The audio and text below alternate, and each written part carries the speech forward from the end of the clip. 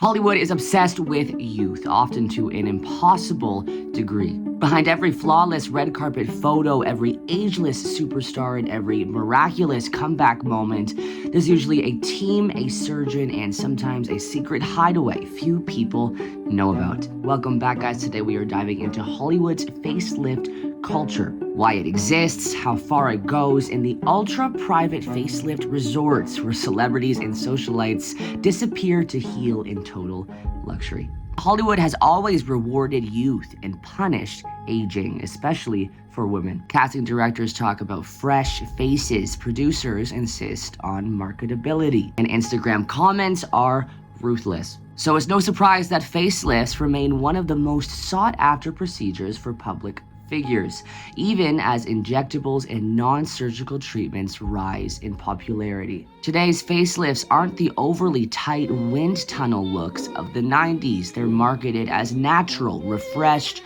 or even mini lifts. But make no mistake, they're still major surgeries requiring real downtime. And that's where the story gets interesting. After a facelift, patients can look nothing like their final results. There can be swelling, bruising, bandages, and a lot of discomfort. It's not exactly the glamorous image Hollywood wants to project. Celebrities rely on the illusion of effortless beauty. Admitting to surgery, or worse, being photographed mid-recovery, breaks that illusion instantly. So what do you do when you can't risk paparazzi catching you with stitches?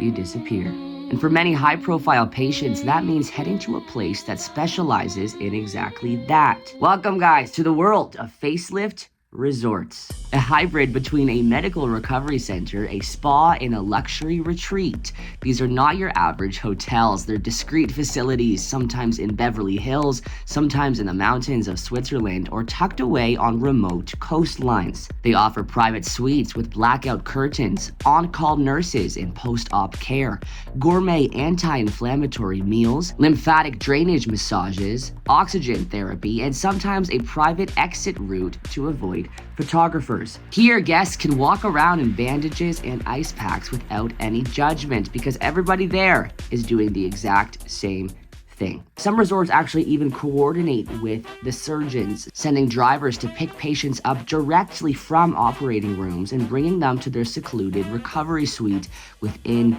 minutes. The typical guest list here includes Hollywood actresses, influencers with millions of followers, high-profile CEOs, socialites, and wealthy retirees, and brides preparing for the perfect wedding photos. But discretion is the #1 rule. Staff often sign NDAs. Guests use pseudonyms. And in some cases, resorts coordinate with paparazzi agencies to avoid any photo leaks. What's fascinating is that the guests aren't just hiding from the public, they're hiding from each other too. Many resorts stagger meal times, so no two patients meet unless they want to, unless they request to meet and have lunch together.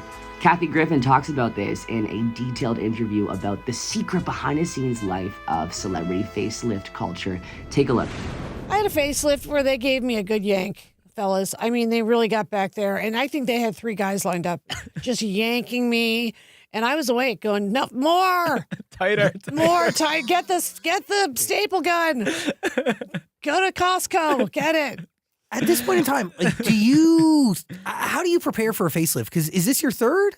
Third facelift. Well, I had my first one too young. My first one was kind of a waste of time. Okay. But then they got to start yanking because gravity happens. But you prepare.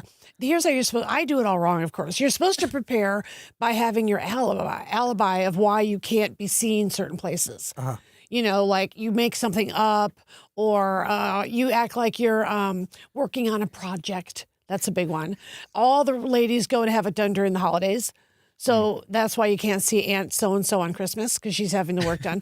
And then you have to wait for it to settle in privacy. So you go to one of these places, and this is a whole cottage industry, where there are recovery centers for rich ladies. And you go in, and you got all the bandages and the gauze, and you're trying to be incognito, but secretly you wish you could peek through your own gauze and see Denise Richards, which I did. Really? Yeah, we got facelifts a day apart. That's a different sort of sisterhood. I think so. But what's funny is that I didn't know she was at the recovery joint and she didn't know I was there. Otherwise, I would have had lunch with her. And you know what you start with? Who's your guy? because there aren't that many women that do it. There should be more women. Then you find out so-and-so's guy.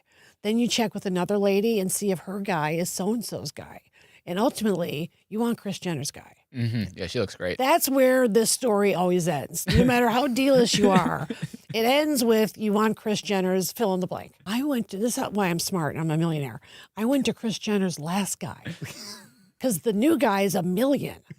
For a facelift? For a facelift. No way. And the ladies are lining up. These psycho bitches are calling and using code words and passwords. And you've got to know the password to get Kris Jenner's guy for $1 million.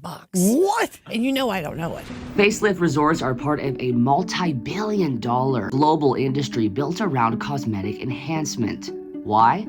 Because recovery isn't the same for everyone. Some people have demanding jobs, some have kids, some just don't want anyone to know they had any work done. Resorts charge anywhere from $5,000 to $50,000 per week, depending on the luxury level of the resort. For many wealthy clients, it's worth the cost to avoid scrutiny and heal in peace. This trend is spreading worldwide from South Korea to Turkey, Japan, and Brazil. They have all developed their own versions of beauty recovery hotels. But underneath the glamour is a question worth asking. Why do so many women and increasingly men feel pressured to cut, lift, or freeze their faces to stay relevant? Hollywood sets the standard. Social media amplifies it. And society pressures women to look youthful at every age while judging them for trying. Facelift culture is not going anywhere, but talking about it and discussing the behind-the-scenes reasons for it. These secret resorts and recovery centers, they help us understand just how much work goes into this effortless beauty that we're shown on Instagram every single day. Maybe the bigger question isn't why people go to these resorts, but why they feel